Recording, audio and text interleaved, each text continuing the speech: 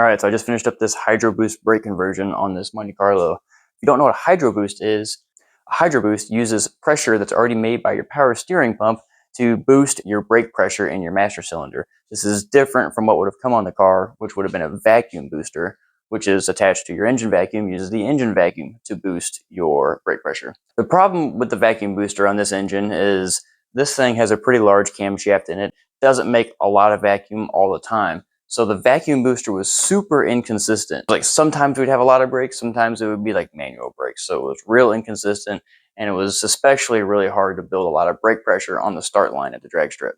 Now, part of the reason why it was is because this was the booster I had. This is like a 7-inch brake booster. The factory one would have been like a 12 or a 13-inch booster, I think, and the factory brakes actually worked pretty well. The problem that I had with the factory brakes is that with these tall valve covers on here, I didn't have enough clearance between the valve cover and the booster. I couldn't get the valve cover off the engine without loosening up the booster. This engine has a solid roller cam, so any engine with a solid roller cam, you want to be able to get those valve covers off easily so that you can check the lash on those valves. So now with this Hydroboost, the only thing that sticks out is this accumulator here, and it's kind of hard to see in the video, but there's about 3 inches of clearance there. Plenty of room to be able to get in here and take this valve cover off the engine to check those valves without having to loosen up the booster.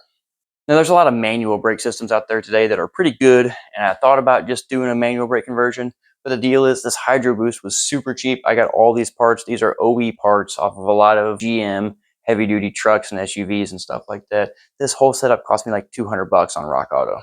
So anyways, I just finished this setup. I totally love it. It's going to be great. I'm going to do a few more videos just kind of walking you through what it takes to do this conversion, and so you can see if maybe this is something you want to do for yourself.